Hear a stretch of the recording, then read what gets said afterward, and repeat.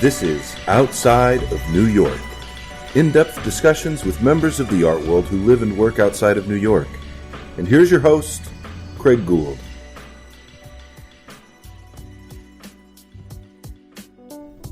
Nancy Lamb is a long-admired artist that's been a fixture in the Fort Worth art and social scene for decades. A native of Fort Worth, she chose to stay close to home by studying art at Texas Christian University.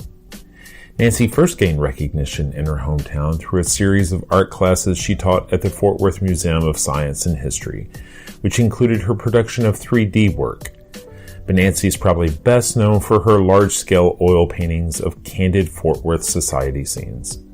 These paintings can be found in exhibitions at home and worldwide, such as the Florence Biennale, as well as being a popular choice in private and corporate collections. Nancy's represented in Fort Worth by Artspace 111. I recently sat down with Nancy at her home studio where we discussed growing up in Fort Worth, the disappearance of small-town Texas culture, the upkeep of her 4 acres, going to parties, experiencing loss, and what to do with 30 years of photographs. I always want to stop and say, hey, you know, it looks like somebody would really love to make this an estate. Like me. Right? Like I'm living here already, and I've already made it an estate. Right. Go away. And so, right, exactly. But that is a beautiful piece of property you have out there. Oh, me? Oh, well, I'm glad you came so you could see it. I mean, it's green as it can be today. Yeah. I just couldn't believe it. So how much time do you spend, keeping that as beautiful as it is? I have one guy that helps me, and he works on it more than I don't mow it anymore. I used to mow it. Right. But yeah, and with my leg like it is, I've got to get it fixed so I can walk around. Right. You can't have property and not be able to walk on it. So, right. Yeah, that's what I'm worried about most. Okay, what can I tell you? Well, Are we recording right now? Yeah, well, I did start the recording, in case you said something interesting before we... What would that be? Nancy, thank you for being willing to sit down and talk to me. Sure, I feel like you just have this sense about you right now, like why would anyone want to listen to anything I would have to say about anything, which is, I just can't imagine. I've kind of felt like that for like the last 5 years. My husband's been gone for 5 years, and it's like, once you go through that, it's, what else have you got to say? That's it, right. Really. So, but yeah, I'll answer some questions. Oh, sure. It'll be fun. Yeah, no, that's. I'm sorry about your loss. One of the. Okay, I'm sorry. No, it's fine. I mean, it's about you. But it reminds me. There's one of the first. We've had this is would be about the 13th or 14th episode. And the second episode was with Pamela Nelson over in Dallas. I think she lost her husband either right before I did or right after. I mean, it was the same year, I think. Right. Yeah. And so she's terrific. Yeah. She's doing great. Right. Yeah. Salt of the earth. Yeah. Just, I saw her just this last Saturday at a group show over at Craighead and Green. So.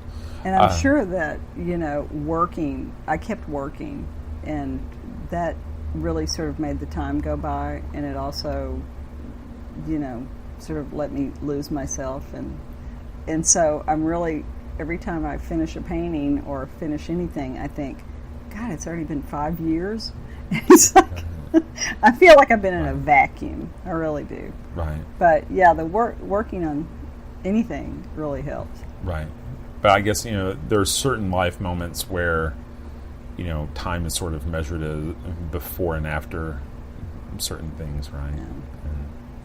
But, Nancy, you grew up in Fort Worth. I did. Yeah? Yes. And so, what part of town?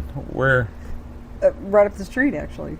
Really? Yeah, on Halloran, right off of Marymount and Horn. That's Horn Street, right out there. I remember when I was younger, I always wanted to be in a more metropolitan city. Right. And now that I am, it's kind of like, I'm living here on this 4 acres by myself, and I'm thinking, I don't ever go anywhere, it seems like. And it's funny how that worked out, because I always wanted to be in a big city. And I did go to New York a whole lot. Right. I did visit. Right. A lot. Wow. Awesome. And still have lots of friends there. Sure. Yeah. And so, did you grow up in a creative home? Was there a lot of encouragement and support there? Or? Yes. It's a very musical family. Okay. It's very musical. They always had a lot of parties. There were always a lot of books in the house. There was always a lot of, in my experience, now I could ask my siblings the same thing, and they didn't have that same experience. But my mother sort of pushed me in that direction and helped me out a whole lot. I had a lot of mentors, a lot of patrons, a lot of people who helped me get as far along as I have gotten. Sure. Yeah. And so when did that start? I mean, were you really small, or are you thinking about it? When did you start? You started talking about the mentors. Was that like as early as high school, or no? That was elementary school. Okay. Yeah, I remember all the art teachers I had. They pushed me to be in shows, to donate, to be involved in everything that was going on. But as far as starting painting, the reason I did was to be noticed in a family of a lot of really talented people. And they sort of all went off, and they all got married, and they all did different things, but they were always, my parents were praisers.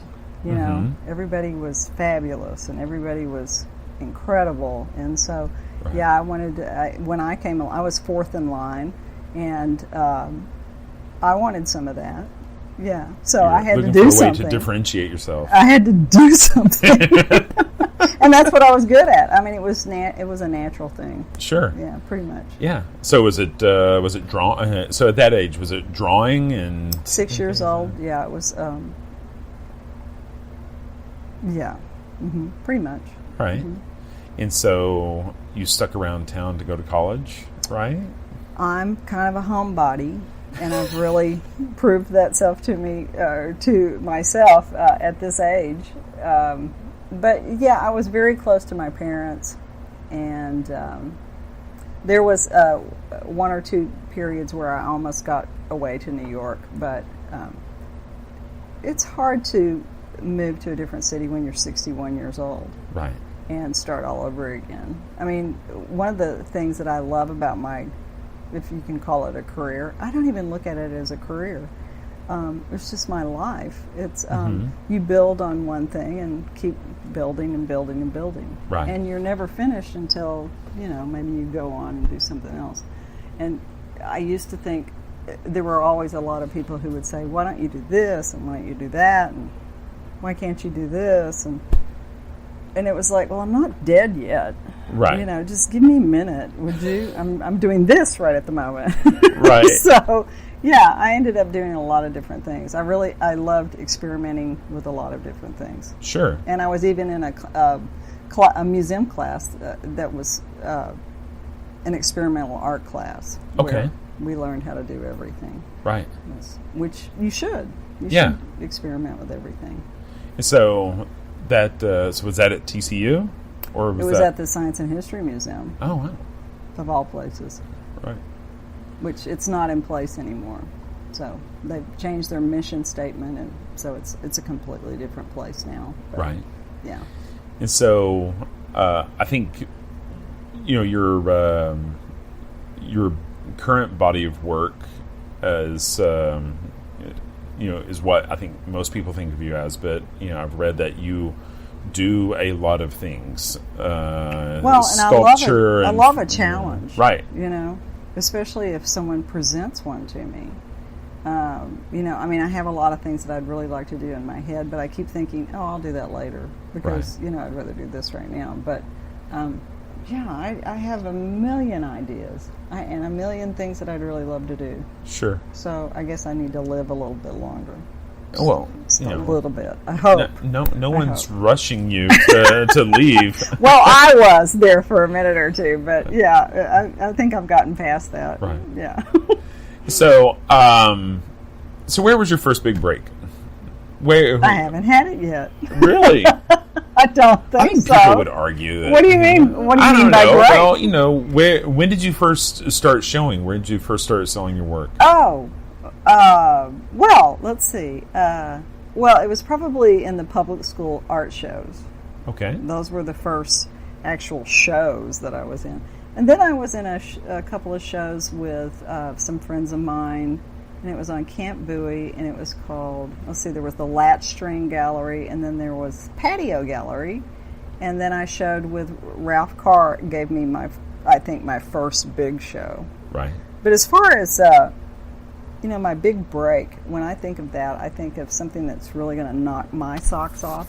I haven't done that yet. Okay.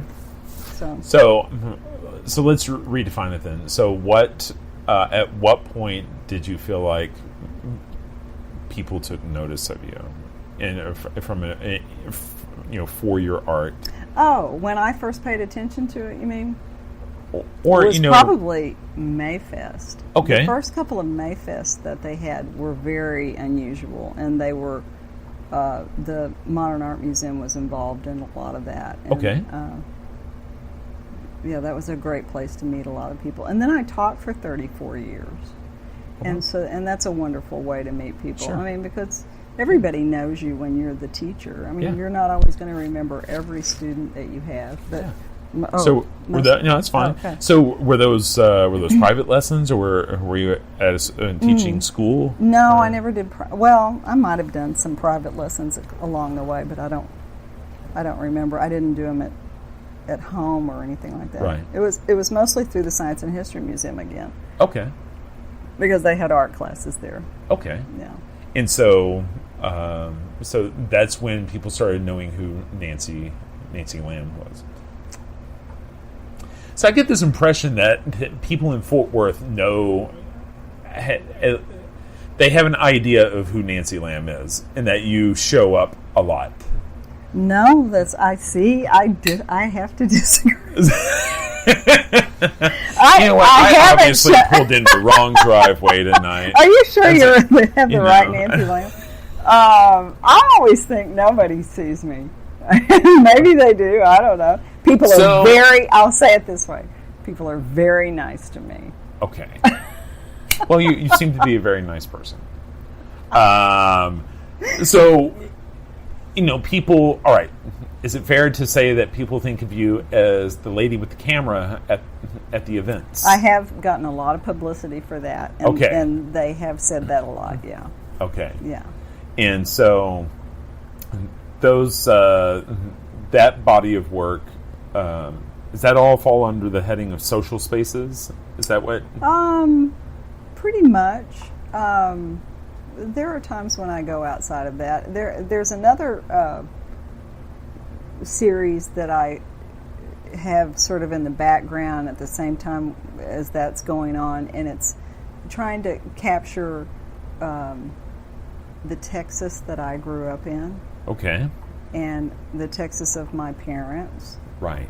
And the older people that I was always drawn to because Sure. they had great stories and they were always kind. And I saw some of those photos online, and I grew up in a small rural farming community. Mm-hmm. I mean, this area is one where you say, it's a big metroplex, but you can go 45 minutes and all of a sudden you're in,